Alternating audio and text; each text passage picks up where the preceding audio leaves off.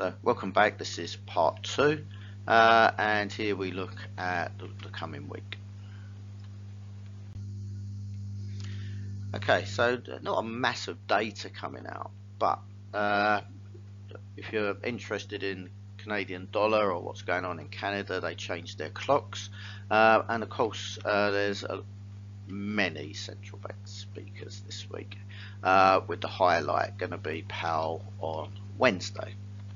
As I say, not too much data coming out. So in the US, we've got a commodity report, the WASDE, and Michigan sentiment. And then moving on to Europe, PMI is coming out, investor confidence, PPI, so a little bit of inflation data there, and retail sales. So, how the consumers, are they out buying or not? Then in Germany, we've got factory order, so again that reflects consumer demand.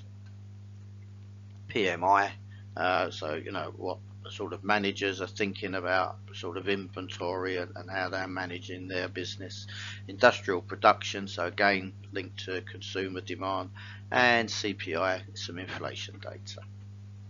In the UK, we've got just a little bit more, so we've got retail sales, again seeing what the consumer pattern is. It's been fairly reasonable so far, and just a warning that in the UK people do start to shop for Christmas, get their presents early, so you could start to see that pick up a little bit, but again it could be a little bit distorted because it'll be season. Okay, so housing data's out, we've got trade data out, GDP is going to be the highlight of the week for the UK, and then industrial production. In Switzerland, we've got the unemployment rate. In Canada, we've got PMI. In Australia, we've got the interest rate decision from the RBA. So again, if you're trading the Aussie dollar, that's going to be a key factor there. And then moving on to Japan, the Bank of Japan minutes are going to be released. We've got bank services, PMI, household spending, and there's some trade data out as well. And then in China, we've got trade data.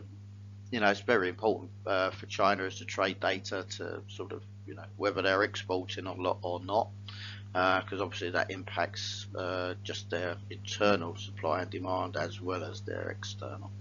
And then some inflation data, CPI, which is not so much of a issue for China. And then there's new loans coming out. So again, you can see if there's a lot of borrowing going on or not really.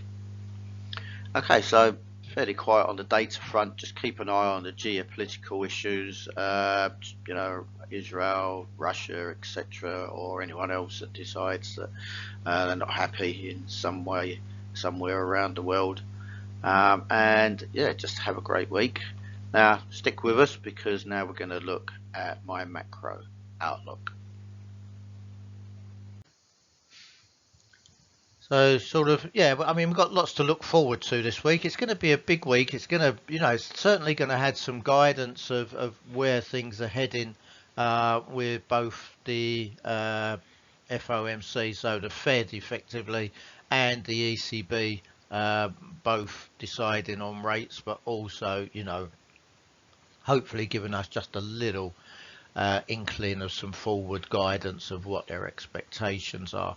You've sort of got rates going up at the same time that the risks of recession, but as I've said for quite some time, I think at the moment that's acceptable, and it's in part of the central bank's plans, but I'll cover that in the macro part.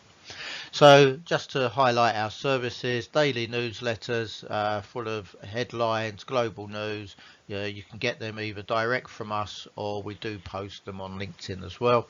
And then if you would like to subscribe, we offer fresh daily chart levels, which includes daily pivot points.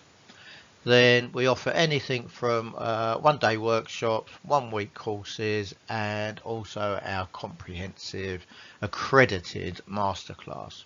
So, whatever level you're at, we can help you to improve, and, hopefully help you to get where, your goal is when it comes to trading. And then to also help with that, we do trader mentoring. We consult to companies to help them with their exposure on FX and commodities. We provide lots of educational content, individuals, exchanges and brokers. If you're looking for a funded trading account, then check out our partner at Nordic Funder. They offer some great ones there, and of course you've got lots of sort of different parameters that you can add, and there is no time limit, which is really important. One of the reasons, a major reason why we were happy to partner with them. And if you've got any sort of reason to contact us, you'd like maybe a bit more insight, or you'd like to find out more about our courses and such like, then contact us at info@symaxfintech.com, or direct to me at chris.tubby@symax-int.com. Now on the 17th, next Saturday, so the 17th of June, I will be in London. If you're around, then there is a traders event going on, Traders Day Live. If you want information, again, just reach out to me and let me know. But it'll be a great day. There's going to be a lot of experts there. I'm doing a presentation. I'm also on a trading panel of experts where we're discussing sort of our journey so far in trading. So it should be a good fun day. As usual, we start with our disclaimer. So trading involves the potential risk of loss of capital. It's not suitable for everyone, although hopefully it is for you. When it comes to leverage, just be careful, because you can lose substantially more than that initial investment. Everything we include in here is just purely for educational purposes. We're not trying to provide you with advice. We're just trying to help you prepare, understand the markets better, to help you make better decisions. But of course, if you are looking to invest or trade, that has to be your decision. And before you make that, you should consider your financial situation, your level of experience, and your risk appetite. And of course, on your risk capital, you're prepared, but more importantly, can afford to lose. If you've got any doubts whatsoever, seek independent financial advice before risking your capital.